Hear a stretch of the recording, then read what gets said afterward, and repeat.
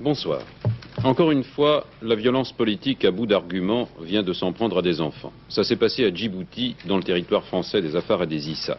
Dans tous les conflits, j'ai eu souvent l'occasion de le déplorer avec vous, les enfants qui se trouvent sur le chemin de la terreur aveugle en sont les premières victimes. Mais cette fois-ci, c'est tout à fait délibérément qu'on a capturé 21 petits Français âgés de 6 à 12 ans et qu'on les détient en otage pour satisfaire des exigences politiques apparemment généreuses.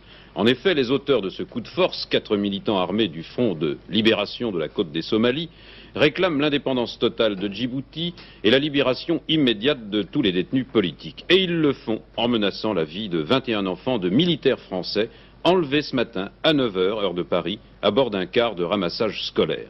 Il y a longtemps que la tension est vive à Djibouti, dans ce tout petit territoire des Afar et des Issa, qui est une sorte d'enclave dans l'Éthiopie, dont il constitue la porte sur la mer Rouge. Seulement au sud-est, il y a la minuscule frontière avec la Somalie, qui revendique ce territoire français encore plus fort depuis qu'un processus d'autodétermination est engagé avec référendum à l'appui.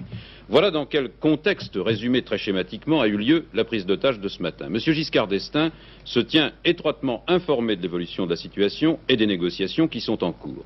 Au téléphone, maintenant, le correspondant de FR3 à Djibouti, Edmond-Louis Simoneau, qui fait le point. Le soleil s'est couché sur le désert de sable et de pierre de Loyada, à 17 km de Djibouti. 30 très jeunes enfants sont toujours dans le car, dont les 4 terroristes du Front de libération de la côte des Somalies se sont emparés très tôt ce matin.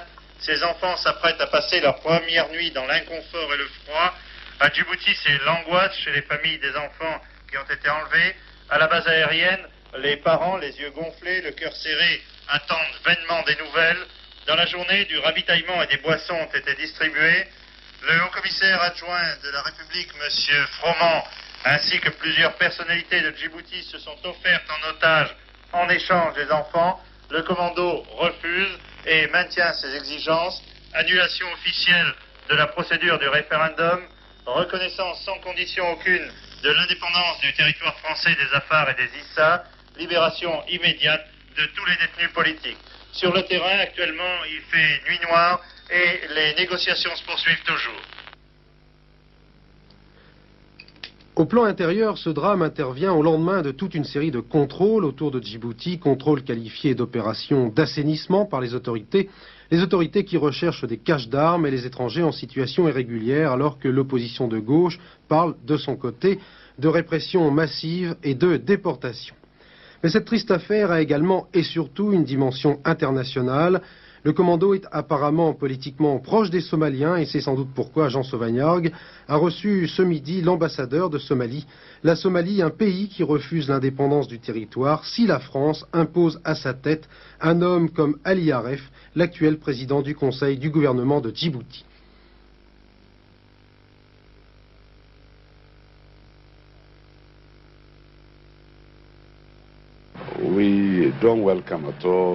Nous disons non à une indépendance sous conditions. Ces deux conditions étant d'abord le maintien des bases militaires françaises et ensuite le fait que le chef de ce pays sera nommé par le gouvernement français et non pas par le peuple de ce pays.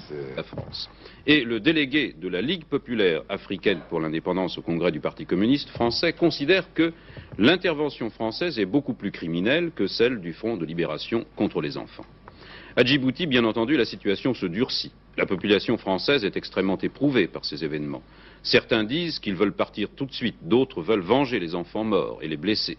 La majeure partie a tout simplement peur de la suite. Et puis, la tension reste vive à la frontière. L'armée somalienne est très puissante face aux 7000 soldats français. Des renforts ont d'ailleurs été envoyés aujourd'hui à Djibouti, 800 hommes environ, de la gendarmerie et des troupes d'intervention. Il faut voir les choses en face. Il n'est pas question pour la France d'avoir l'air de déserter dans cette partie de l'Afrique sur une position stratégique en l'abandonnant brutalement. En revanche, les modalités d'accession de Djibouti à l'indépendance ne sont pas remises en cause. Le secrétaire d'État au Dom-Tom, Olivier Stirn, l'a répété aujourd'hui. Le dernier point de la situation à Djibouti, Régis Faucon. À l'heure de la sortie, les écoles ont un aspect inhabituel aujourd'hui à Djibouti. Il n'y a pas que les mères venus chercher leurs enfants. Il y a aussi, vous le voyez, des hommes en armes aux abords immédiats des établissements d'abord et jusque dans les cars de ramassage, ces cars semblables à celui à bord duquel les enfants ont été gardés en otage pendant 31 heures. Ces précautions s'expliquent aisément. La communauté française a en effet été quelque peu traumatisée par le drame qui a coûté la vie, il faut le rappeler, à une fillette, sans compter qu'un garçonnet est aux mains du Front de libération de la côte des Somalies. Nous venons d'en avoir confirmation. En tout cas, l'affaire aura contribué également à dégrader les relations entre la France et la Somalie. Des photos prises récemment par Jacques Alexandre à l'endroit même où devait se dérouler le drame permettent de mieux comprendre ce qui s'est passé. Le car a été immobilisé près de ce poste de gendarmerie de Loyada, dans un no man's land situé entre le Fortin et la frontière. À gauche, vous allez le voir tout à l'heure, la tache plus sombre, c'est la mer. Au fond, la Somalie. Depuis leur territoire, les Somaliens auraient ouvert le feu, déclenchant la riposte française, tout à fait justifiée, selon le représentant de la France.